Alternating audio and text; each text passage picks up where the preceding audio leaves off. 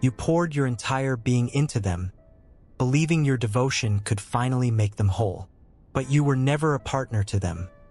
You were a mirror, existing only to reflect the validation they could not find in themselves. The mistake was not in how carefully you tended to the garden. It was in believing the garden was for you, when they only ever wanted the flower for their lapel. This initial pain, it isn't a clean wound. It's not the sharp, noble ache of a love that was simply unrequited. It is the slow, septic throbbing of being fundamentally misunderstood, of being used. It is the quiet humiliation that settles in your bones when you realize you were not seen as a person, but as a function, a tool. You were demoted from a partner to an object of utility, a mirror held up to a fragile ego so it could see itself as grand. Your deepest, most human need for real connection, for a sense of belonging, wasn't just ignored. It was leveraged. It was skillfully, perhaps unconsciously, weaponized to ensure your performance, to keep you auditioning for a role you thought you already had. This makes you feel that your very worth is conditional, that it is not inherent, but something to be earned through endless service. You entered into an agreement that existed only in the architecture of your own hope. A covert contract, written not in ink, but in silent prayers and tireless acts of devotion. You held up your end of the bargain with a fierce loyalty. You truly believed with every fiber of your being that if you provided an endless supply of love, of support, of forgiveness, if you could just absorb enough of their chaos, they would, in return, finally give you the validation and connection you craved. You saw their brokenness not as a warning, but as an invitation. You saw their wounds and believed your love was the medicine they needed. Felt like purpose. But this transaction was always, and inevitably, destined to fail. Because the other party never saw the contract. They never even knew there was a table. To them, your giving wasn't one half of a sacred exchange. It was simply the weather. It was the air they breathed, expected and unappreciated. They weren't looking for a partner to build a quiet life with. They were looking for a stage to perform on, a platform to feel alive and important. And you, with your generous and hopeful heart, you didn't just let them in. You gave them the keys to the entire theater. You worked the lights, you drew the curtains, you filled the seats, always hoping they might turn, see you there in the quiet dark, and finally ask you to dance. But they never did. They just fell in love with the sound of their own voice echoing in the space you built for them. And so, the theater is now dark. The performance is over, and the silence they have left behind is not empty. You must understand this. It is not a void. It is a dense, heavy presence that has moved into the space they once occupied. It's a sound so profound because what you're hearing is not just their absence. It is the violent echo of your own neglected needs. It is the accumulated sound of every time you silenced yourself to make room for their noise, every time you bit your tongue to keep their peace. This silence is the ghost of 1,000 conversations you never had because you were too busy listening to theirs. It's the weight of all the times you wanted to say, "What about me?" but didn't, because you knew the question would be met with impatience or a blank stare. This is the sound of all the times you made yourself smaller so they could feel bigger.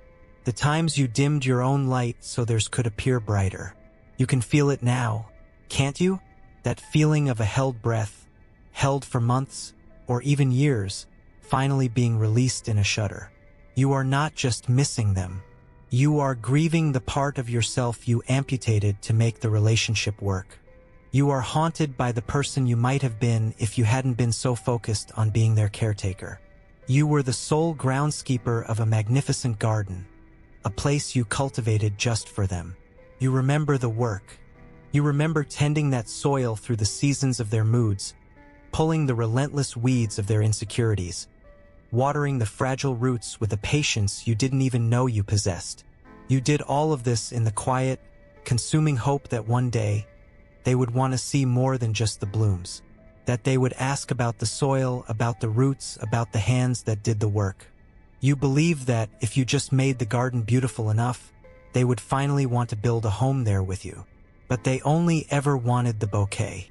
They wanted the vibrant, perfect result they could carry with them, a temporary accessory for their life. And now that they are gone, you are left standing alone in this perfect, painful garden, a breathtaking monument to a love that was never truly shared. The beauty of it all is what hurts the most. It is the proof of your devotion and the evidence of your invisibility. You have to let this next truth land in your body, no matter how much it burns. You must allow yourself to see it without flinching. This dynamic you were in, this bond you thought you were building, was never about a shared connection. It was about their unquenchable need for a perpetual audience of one. All the parts of you that you consider your best gifts, your empathy, your deep well of support, your unwavering love, they were not seen as gifts to be cherished and reciprocated. They were fuel. They were resources to be consumed by an ego that was a black hole, an energy source for a person who could not generate their own sense of worth. You weren't a partner. You were the applause they needed to feel real. You can see yourself there now, can't you? Standing in the wings of their life, just out of the spotlight's reach. You became an expert at managing their world from the shadows. You held the script for them, ready to feed them their lines when their confidence faltered. You managed the lights, dimming them to hide their flaws and raising them to magnify their smallest triumphs. You did all of this with the quiet, devastating, and relentless hope that one day, when the curtain finally fell, they would turn, see you standing there faithfully in the dark, and pull you onto the stage with them to take a shared bow. But the performance was never over, because there was no offstage. The person they were under the lights was the only person there was. The show was their entire existence. You were waiting to connect with a person who did not exist behind the character they played. And the most painful truth is that your role was essential to that performance. You were the silent, unpaid, uncredited producer, director, and stagehand for a one-person show. Your presence gave their performance meaning, but you were never meant to be part of the story. You were just part of the machinery that made the story possible. You weren't a co-star. You were the infrastructure, and beneath the grief, beneath the raw anger that sometimes burns through you, there is a quieter, more corrosive feeling that has taken root. It is shame. It is not a loud, public shame, but a private, cold humiliation that settles deep in your gut. It's the feeling that comes with the devastating realization that you weren't loving a partner. You were managing a void. You were not in a relationship. You were performing a role. The role of the unpaid, on-call, emotional caretaker. This specific shame whispers to you in the quietest hours of the night. It makes you feel like a fool for believing that your tireless caretaking could ever be mistaken for a shared, reciprocal love. It's the sting of hindsight, of replaying moments of what you thought was intimacy, only to see them now as transactions where you gave everything and they simply took. You can close your eyes and feel it. That sinking sensation as you recall all the nights you spent on the phone, soothing their anxieties as if they were your own.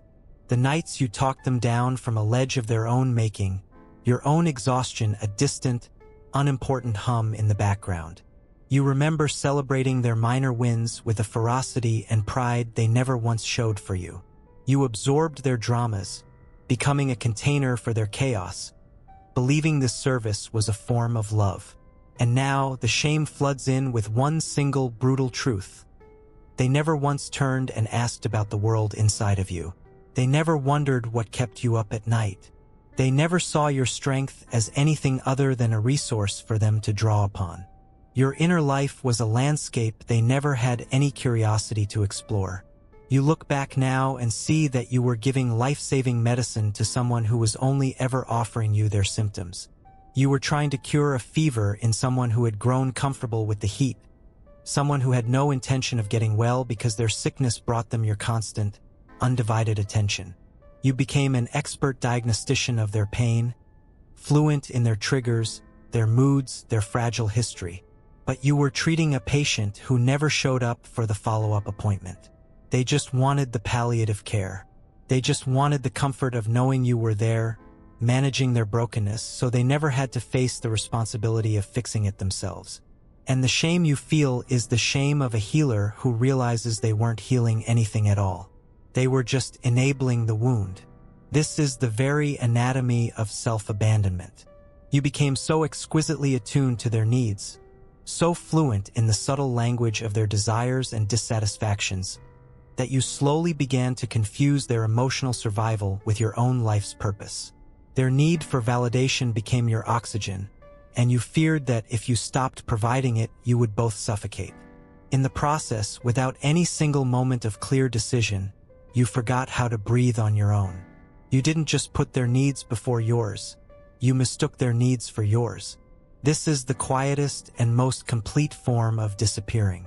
You made someone else's emotional regulation your primary and all-consuming function. This did not happen all at once. It was a slow erosion, a death by 1,000 small, reasonable concessions. It began with the little things. You'd change your plans because they were having a bad day. You'd learn to mute your own good news because you could sense it might make them feel insecure. You'd find yourself adopting their opinions on a movie or a song, not because you agreed, but because the harmony of agreement was safer than the friction of a different perspective. Each concession was a single grain of sand given away, until you looked down and realized you had given away the entire landscape of yourself. You became a chameleon, so adept at blending into their world that you forgot your own native colors. You were born with a compass inside you, a steady, reliable instrument with an unwavering sense of its own true north. But through constant proximity to their powerful magnetic field of need, your compass began to falter. The needle trembled. At first, it would just dip in their direction, but it would always swing back to north. Over time, however, the pull became too strong. The needle stopped fighting. It recalibrated slowly and silently until it learned to point only toward them. They became your only landmark, your only direction. And now that they are gone, that magnetic field has vanished, and you are left in the terrifying aftermath. The compass inside you is just spinning wildly and ceaselessly. You feel a deep, nauseating vertigo, the profound disorientation of a navigator who has lost not only their map, but the stars themselves. You are left in a world where you recognize nothing, because you have forgotten how to find your own way. And at the very center of this spinning compass, at the heart of why you were willing to become a caretaker and an audience, lies a single devastating belief. A myth you have carried for so long you mistake its weight for a part of your own skeleton. It is the quiet, constant whisper that you are not, and have never been, quite enough. This belief has been the engine of your giving. It's what drove you to try harder, to love more fiercely, to forgive more quickly. You operated under the assumption that love was something to be earned, a prize to be won at the end of a long and difficult trial of self-improvement. If you were just a little kinder, if you were a little more patient, if you were more understanding, more interesting, more stable, then you would finally be worthy of their genuine, unconditional love. And so you kept running, chasing a version of yourself you thought they wanted, exhausting your spirit in the pursuit of a finish line that was always moving. Let this truth settle into the room now. The truth is not that you weren't enough. The truth, which is both harder to accept and infinitely more liberating, is that you were always more than enough. You were an ocean of devotion trying to fit into a thimble. The sheer scale of your love was never the problem. The problem was the container you were trying to pour it into. You spent all that time trying to perfect yourself for someone who was fundamentally incapable of seeing you, not because you were inadequate, but because they were empty. You were trying to solve the wrong equation. You thought the variable you needed to change was you. Imagine you are holding a priceless, ancient vase, exquisitely crafted and filled to the brim with the purest, life-giving water. This water is your love, your energy, your very essence. And you stood there, patiently and with unwavering focus, pouring this precious water into a cup they held out to you. You poured and you poured, wondering why the cup never got full, why they always seemed to need more. You started to blame yourself. Maybe my water isn't pure enough. Maybe I'm not pouring it correctly. But you couldn't see from your vantage point that the bottom of the cup was riddled with holes. It was fundamentally broken. Every drop of your precious, irreplaceable essence wasn't filling them up. It was simply leaking out onto the ground, wasted. The tragedy was never the quality of your water. It was the complete brokenness of the vessel you were so desperately and so lovingly trying to fill. Now we must make a critical distinction, a cut that is surgically precise and deeply painful. The person you gave yourself to was not drawn to your love. They were drawn to the power that your love gave them. This is a subtle but profound difference, and understanding it is the key to unlocking the cage of your confusion. To want your love is to want connection, responsibility, vulnerability, and the quiet, steady work of building something together. To want the power of your love is to want the effect without the cause. It is to want the warmth of the fire without the duty of tending to it. Your devotion, your focus, your unwavering attention. It acted like a potent drug for them. It made them feel significant. It made them feel seen. It filled the cavernous, empty spaces inside them and made them feel real in a world where they felt fundamentally invisible. They didn't want the profound, terrifying responsibility of holding your actual heart in their hands. They just wanted the intoxicating high of knowing they could command it. The knowledge that your emotional state was so deeply tied to their actions. A kind word, a moment of attention, a flash of anger, gave them a sense of control and importance that they were unable to generate on their own. You were not a partner, you were a utility. You were a human charging station for a soul that was perpetually at 1%.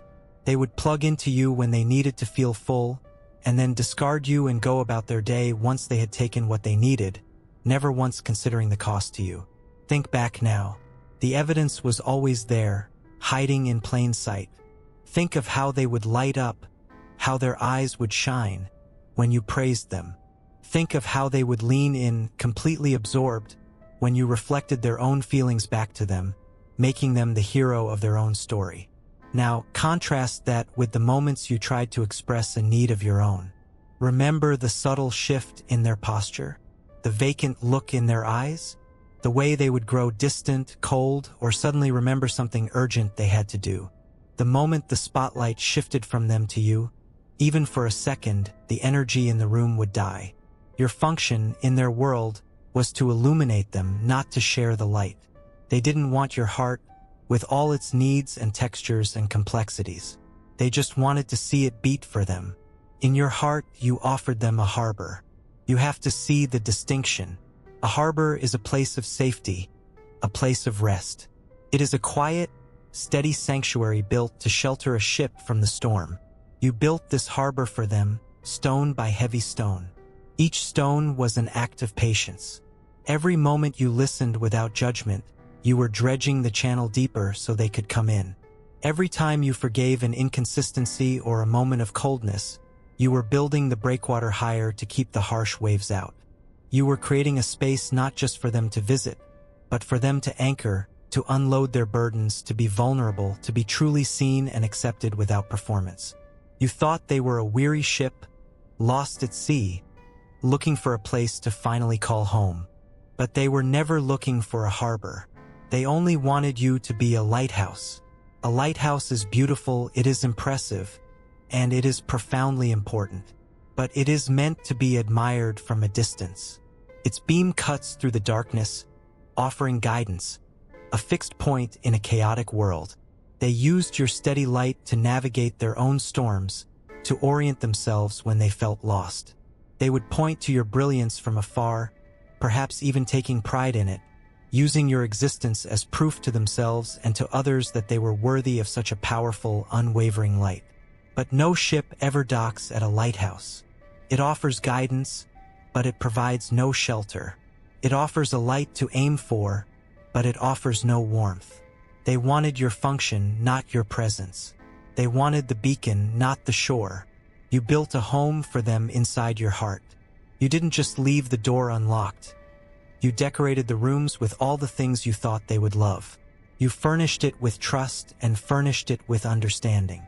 You kept a fire going in the hearth with your own energy, waiting for them to come in from the cold.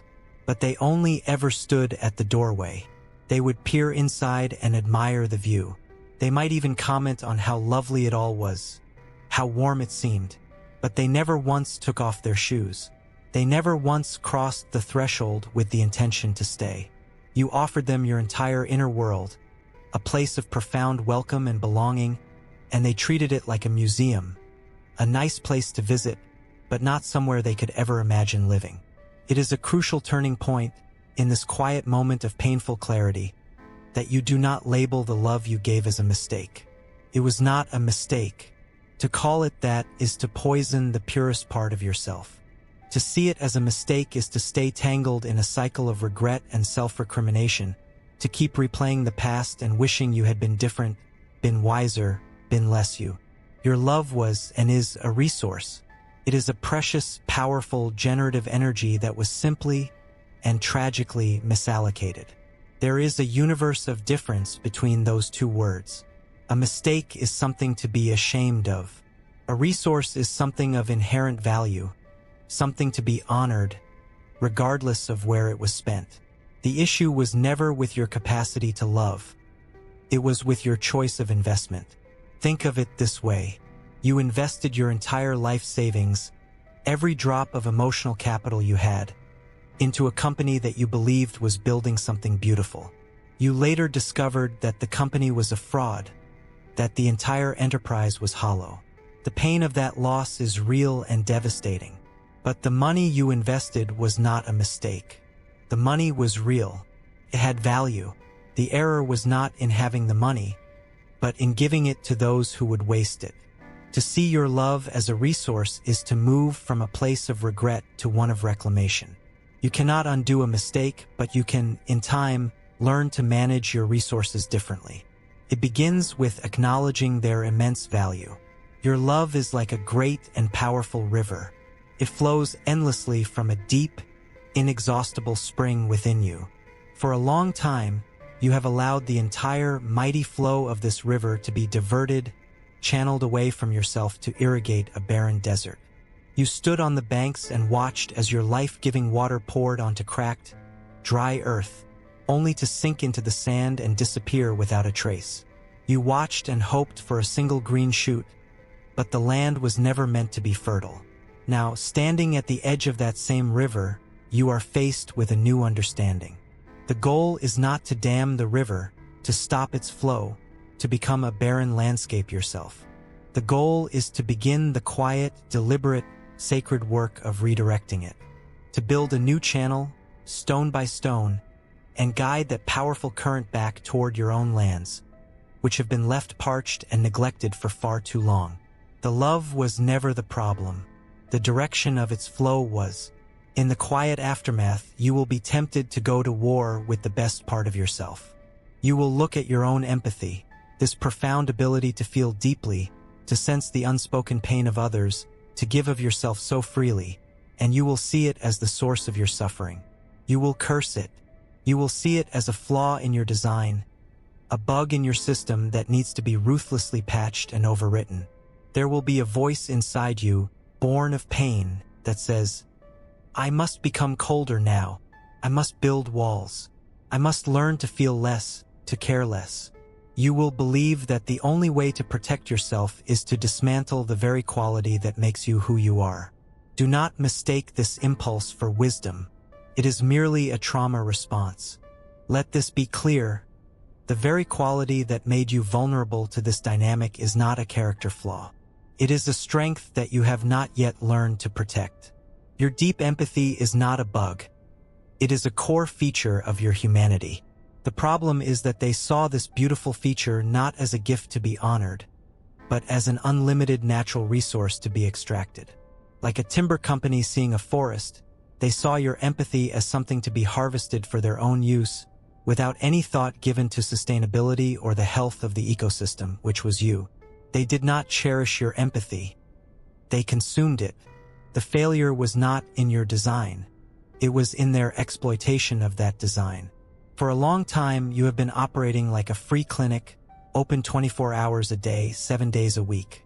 Your doors were wide open to anyone who showed up looking wounded, and you offered your healing gifts to all without an appointment, without boundaries, without asking for anything in return.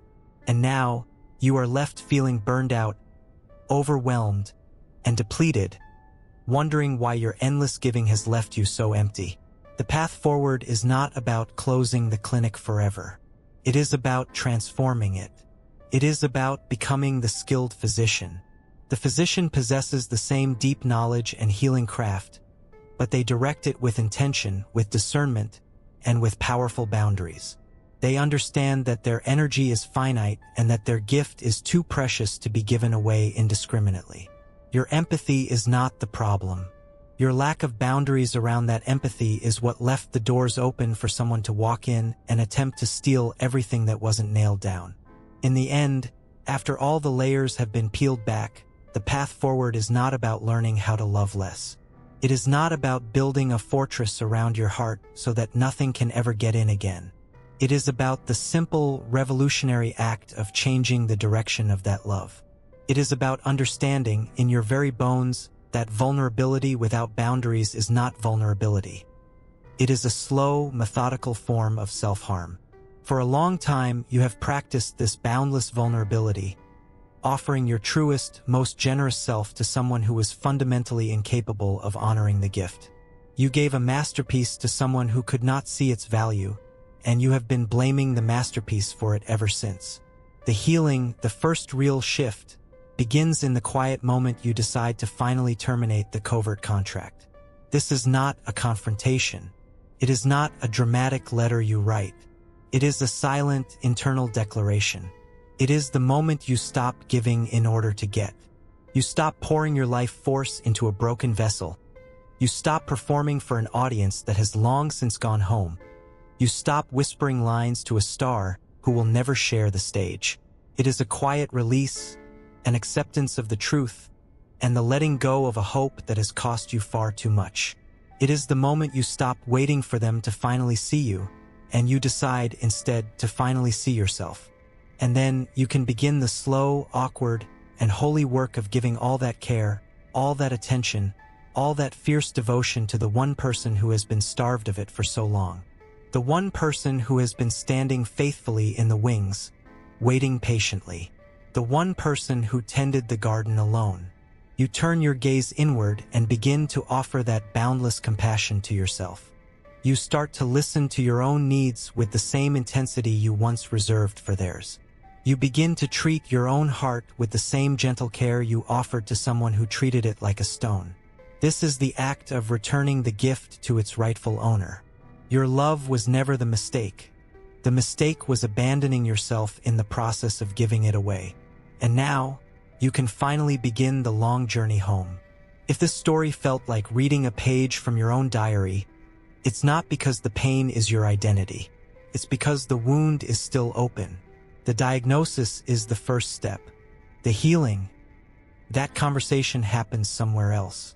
This was never about them, but you'll only understand why, on the other side.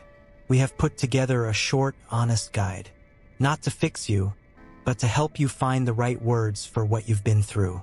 It's a map to help you name your wounds and take the first breath after them. It is free, and it is for you.